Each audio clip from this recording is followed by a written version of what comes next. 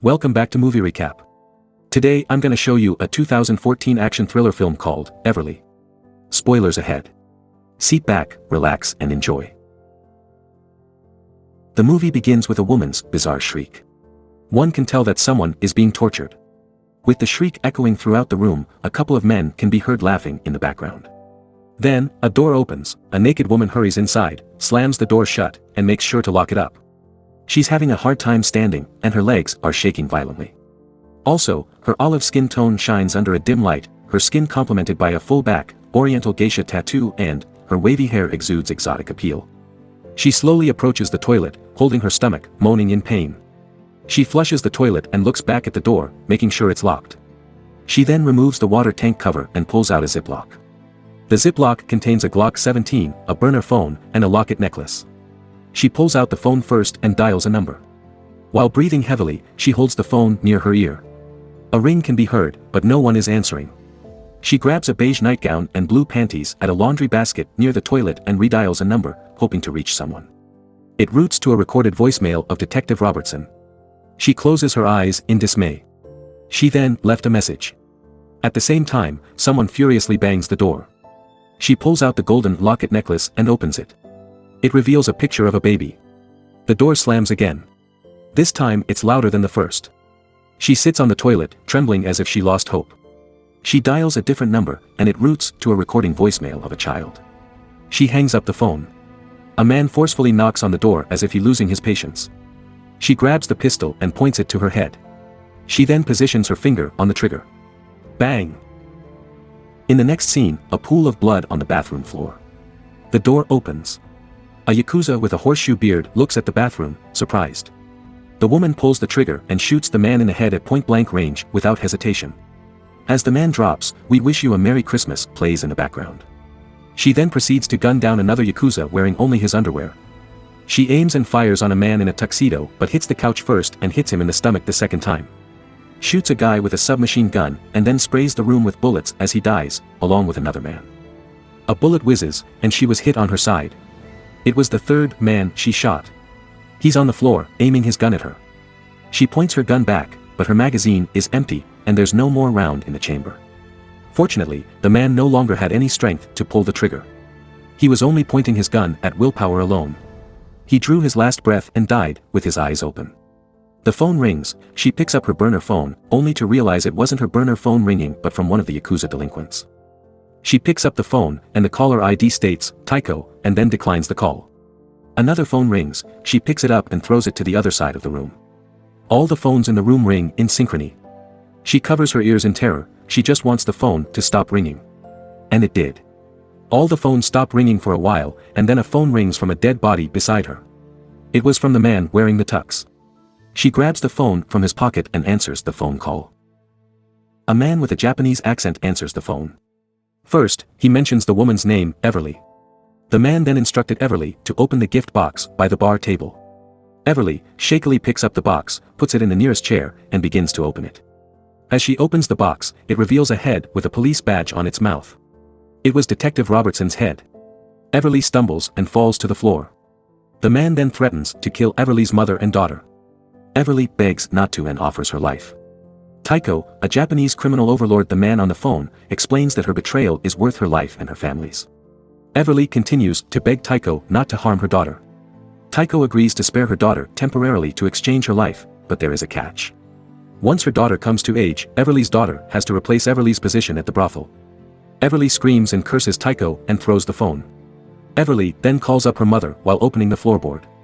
Her mother answers and Everly explains the situation to her mother while she grabs a black travel bag from the floorboard. Next door, a courtesan named Zelda receives a call, then grabs a pair of sayas. Everly watches from a bullet hole made from the shootout incident earlier. Zelda then whistles her way to Everly's place.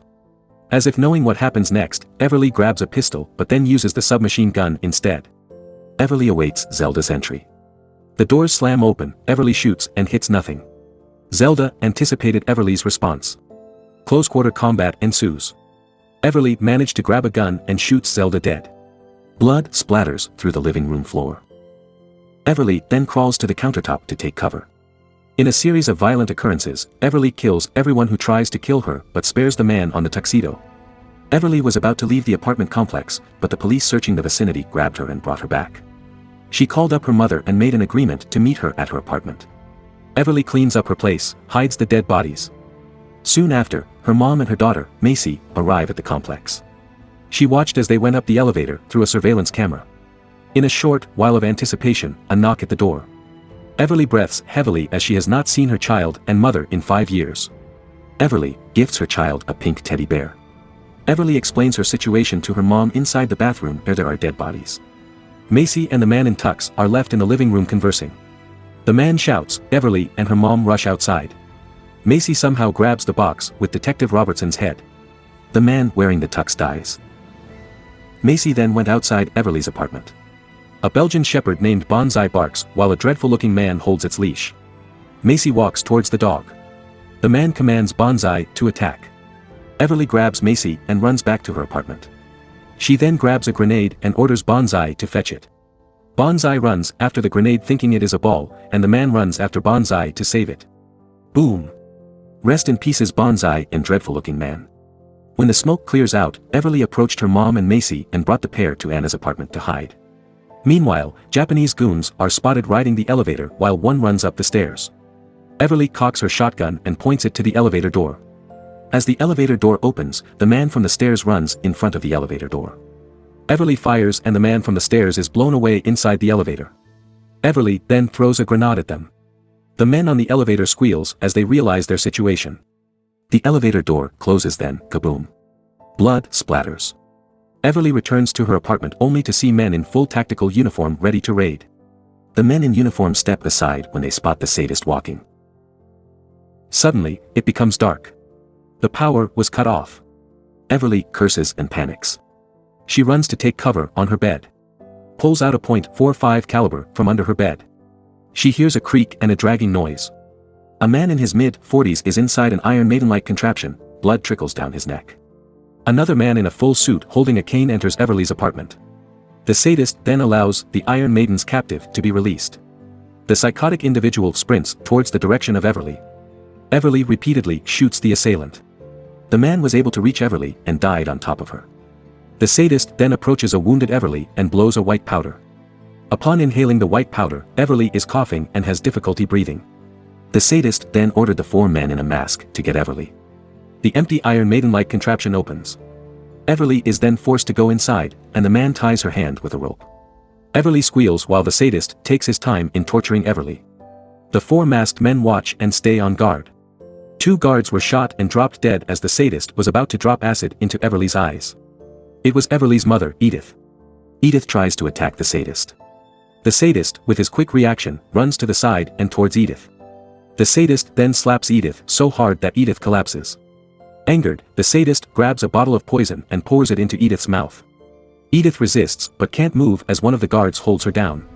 The rope tied to Everly's hand snaps due to the spilled acid.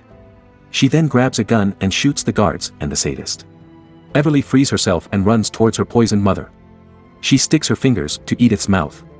Edith vomits the poison out.